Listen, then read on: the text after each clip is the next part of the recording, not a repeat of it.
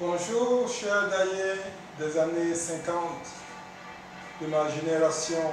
Bonjour, chers Daïens des années 80, jeunes, vous à qui sera laissé l'honneur de la réalisation complète de l'âge d'or de l'Afrique. Ce matin, j'ai décidé de vous parler au son de cette musique venue des profondeurs de l'Afrique, du Soweto String Quartet. Et le Saint-Esprit m'a mis à cœur de vous entretenir d'un thème. Vous allez comprendre donc pourquoi il est vrai qu'un prophète est une solution pour son temps. Nous allons nous entretenir d'une question qui, a priori, est réservée aux initiés. Le thème est le suivant. UMOA, CEMAC. Le CFA n'est pas le problème, mais nos économies. Le problème, ce n'est pas le CFA, mais nos économies. A priori, nous allons subir les foudres de ceux qui se disent les spécialistes en économie, les experts de tous ordres. Mais justement, se fondant sur leur connaissance uniquement d'ordre épistémologique, ils ne peuvent pas comprendre que l'esprit est celui qui détient toutes les connaissances sur les registres d'abord mystiques, puis héuristiques et enfin épistémologiques. Et c'est l'esprit qui nous indique comment vous entretenir de ce sujet apparemment réservé au quota des économistes, qui justement sont soit trop ancrés dans leur perception épistémologique, donc dans les doctrines, la théorie politique, économique, ou alors se laissent gagner par les émotions. De quoi est-ce qu'il s'agit? Nous allons donc procéder à l'analyse de ce thème en utilisant la modélisation de la pensée autour de l'acronyme QPC.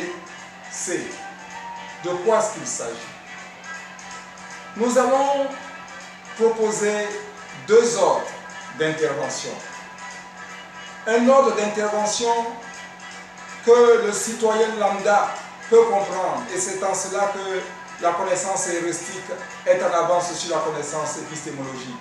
Il faut pouvoir expliquer des théories, des points apparemment complexes, il faut pouvoir les expliquer avec des images du quotidien.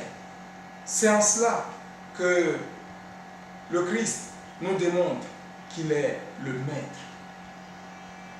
En effet, vous avez, pour vous qui connaissez la parole vivante, souvenance que face à des questions pointues, il utilise le quotidien pour ramener profondeur et partisans dos à dos.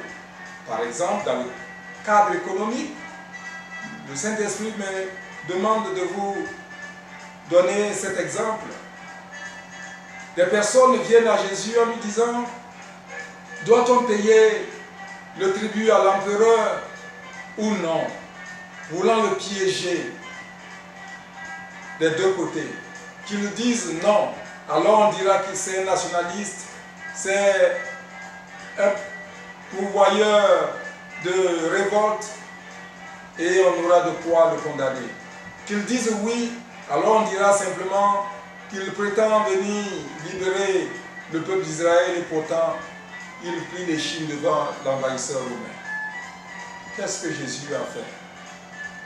Ce grave problème à la fois politique et économique il a demandé une pièce de monnaie. Et quand on lui a remis cette pièce de monnaie, il a demandé de qui est l'effigie sur cette pièce de monnaie. Ils ont dit à César, donc à l'envahisseur. Alors il leur a dit, rendez à César ce qui est à César et à Dieu ce qui est à Dieu. Pour la question concernant le CFA, nous en sommes là. Prenons un exemple simple. De quoi il s'agit?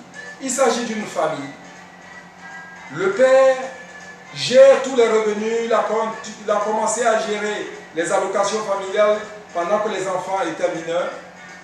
Et puis, maintenant qu'ils ont atteint la majorité physiologique et qu'ils se sont obtenus de petits emplois comme on en trouve dans nos pays sans lendemain, ils gèrent encore ces revenus épisodiques que ces enfants rapportent. Ils gèrent cela parce qu'ils estiment que les enfants n'ont pas assez de maturité. Ils n'ont pas encore une pleine responsabilité de leur personne.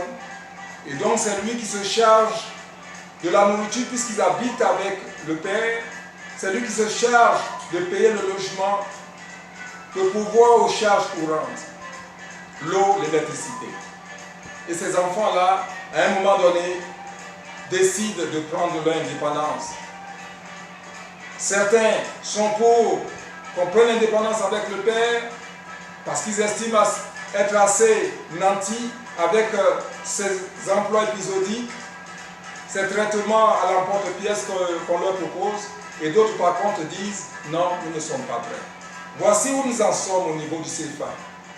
Revenons donc à un exposé plus dogmatique. Le CFA, aujourd'hui, la question est simple. La France gère la trésorerie de nos pays, de la CEMAC et de l'UEMOA, en ce sens que toutes les fois que l'un de ces pays exporte, il y a une retenue que la France opère afin de constituer ce qu'on pourrait appeler une trésorerie de garantie afin que la convertibilité du CFA soit maintenue. Et c'est la France qui gère ce pactole qui, à la réalité, lui permet également de tenir son rang de deuxième pays important financièrement dans la zone euro. Voici la situation. Et donc, certains économistes ont poussé certains chefs d'État à vouloir engager un processus pour avoir une monnaie commune au niveau de la CEDEAO, au niveau de la CEMAC, afin d'obtenir de l'indépendance financière. D'autres par contre estiment que nous n'avons pas assez de moyens à la fois logistiques, à la fois intellectuels, pour prétendre être financièrement autonome. Pourquoi ces deux approches sont fausses? Ces deux approches sont fausses parce que le problème se situe au cœur de nos économies. Pour ces deux zones, CEMAC et UEMOA, il est de notoriété que les économies de ces pays sont fortement dépendantes de l'extérieur, sur deux plans. Le premier plan, c'est au niveau de l'équipement, de la logistique, de tout ce qui peut concourir à engager le développement à travers justement la création d'industries, la création de, comme ils le disent bien, d'emplois. Pour tout ce que nos pays, ces pays, demandent pour engager des actions de développement, 99% des équipements de la logistique viennent de l'extérieur. C'est donc des économies fortement dépendantes de l'extérieur. Et quand on voit au niveau de la balance des importations et des exportations, en valeur absolue, la part est pratiquement de 75%, de 75 à 25. 75 pour les exportations, pour les importations et 25 pour les exportations. Cela se traduit réellement dans le principe suivant. La plupart des exportations sont relatives à des matières brutes, soit végétales, soit matières minérales ou minières. Alors que, au niveau des importations, ce sont des produits et services de grande valeur ajoutée, ce qui fait un déséquilibre effarant. En termes clairs, si aujourd'hui, une monnaie indépendante devait entrer en circulation, il y aurait problème. D'abord par rapport au fait que l'économie soit dépendante de l'extérieur, mais également parce que toutes ces économies de ces pays de la zone CEMAC et UEMOA sont fortement tributaires de l'endettement. Alors d'une chose l'autre, si les pays s'engagent à avoir une monnaie indépendante, on pourra se dire que la réserve qui se trouve détenue à la Banque centrale française va être rapatriée et constituer donc une gage de garantie solide pour garantir au départ la convertibilité de cette nouvelle monnaie. Soit. Mais alors, étant entendu le déséquilibre de l'économie qui n'est pas réglé, parce que même figurez-vous, pour la nourriture, aujourd'hui, on comprend très bien que la culture gastronomique a été tellement marquée par ce formatage qu'aujourd'hui, l'importation de produits alimentaires que ces pays pourraient eux-mêmes fabriquer est encore manifeste.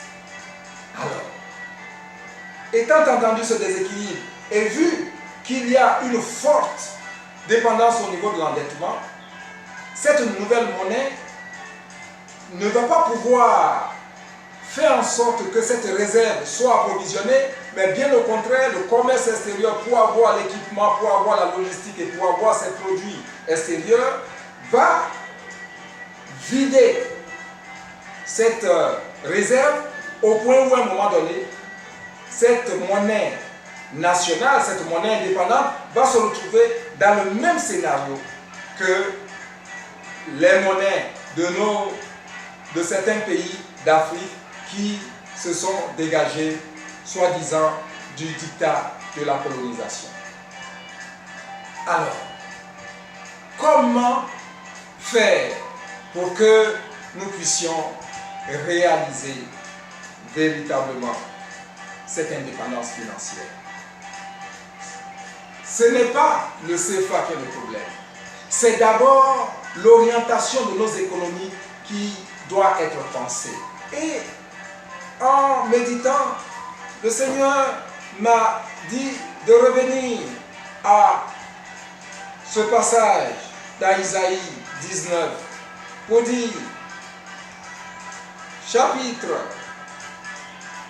15, personne ne fait plus rien en Afrique de ce que faisait tête et queue et branche et roseau. J'aime pas trop cette traduction, mais c'est pour dire quoi? À la réalité, la tête et la queue sont le symbole. La tête de la pensée et la queue de la direction.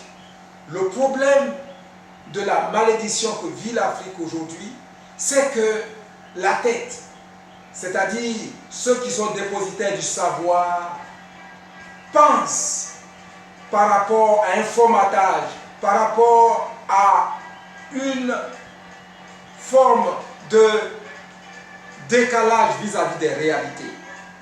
Et ceux qui sont là que, c'est-à-dire chargés de la gouvernance, sont aussi dans ce décalage.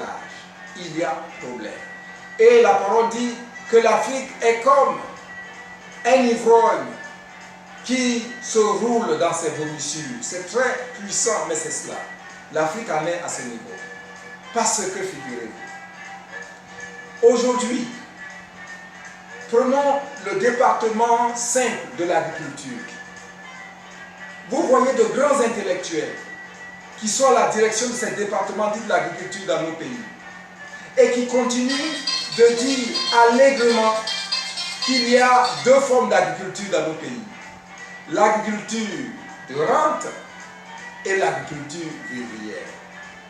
Mais, diante, qu'est-ce qui fait que, par exemple, le manioc est de l'agriculture vivrière et le blé de l'agriculture de rente, de l'agriculture industrielle? Simplement une question de formatage culturel. Si aujourd'hui, nous voulons engager une monnaie indépendante, il faut commencer déjà par ne pas mettre la charrue avant les bœufs, comme nous faisons. Il faut commencer par faire en sorte que nos économies soient des économies aussi autonomes que possible pour ne serait-ce que ce qui est de la consommation alimentaire. Parce que, figurez-vous, et la Chine nous donne cet exemple, qu'il n'y a pas de développement tant qu'on n'a pas garanti l'autosuffisance alimentaire. Regardez nos pays. Il y a des ressources naturelles en abondance. Mais aujourd'hui, dans certains pays, il y a des pénuries concernant l'alimentation de base. Et donc on fait venir du blé, on fait venir de la pomme de terre, on fait venir de l'huile. Mais commençons déjà par valoriser ce que nous avons. Saviez-vous par exemple que au lieu qu'on prenne 5 mesures de farine pour faire du pain, on peut en prendre qu'une mesure et combler les 4 autres mesures par du blé, par du mil. Et le pain est encore plus exquis. Mais, le saviez-vous? Mais, si cela devait être, qui a pensé l'industrialisation du mil afin que nous puissions compenser ce manque et faire en sorte que nous ne dépendions plus pour 5 mesures de l'extérieur, mais plutôt d'une seule mesure. Parce qu'à la réalité, naturellement, le blé a du gluten. Mais avec une mesure de blé mélangée à 4 mesures de mil, nous avons un pain qui est davantage plus nourrissant que la farine blanche, qui, on sait, je ne veux pas être mauvaise langue, présente des facteurs que des spécialistes de la nutrition ont mis en cause. Mais bref, c'est un exemple parmi tant d'autres. Et nous avons des cultures qui présentent des caractéristiques à mesure de faire en sorte qu'au niveau de l'alimentation, dans ces deux zones, CEMAC et UEMOA, nous puissions avoir une certaine circulation des biens de consommation alimentaire, garantissant justement une sorte d'approvisionnement, une sorte de croissance financière par rapport au commerce interne. Et ceci étant, c'est vraiment l'orientation de l'âge d'or de l'Afrique. Si nous commençons par valoriser et faire en sorte que le travail qui abonde soit promu pour que ces industries dites entreprises citoyennes s'engagent, nous pouvons justement avoir davantage de trésorerie au point où la réserve que la France détient pour notre sécurité soit mise en minorité. Vous allez donc me demander, mais avec quel financement? Justement, nous vous le disions, il y a à l'intérieur de notre continent, dans nos populations, autant d'argent qu'il faut pour développer une économie forte à l'intérieur. Le tout est de trouver le concept de la captation de cette épargne interne. Et nous l'avons, ce concept de la captation. Mais comme nous l'avons dit, avant que ce concept de captation ne soit lancé, et pour ne pas connaître les péripéties désastreuses de personnes qui ont eu des concepts allant dans ce sens, pour la catastrophe financière qu'il y a eu, faute de bonne gouvernance, nous avons dit, avant que nous puissions lancer ce concept, il faut qu'il nous soit donné l'occasion de former les hommes et les femmes qui vont avoir une certaine rupture au point de ne plus être dépendants de l'avoir, du savoir et du pouvoir. Ce sont ceux-là que nous appelons les décideurs africains éclairés d'aujourd'hui, des années 50, et les décideurs africains éclairés de demain, des années 80.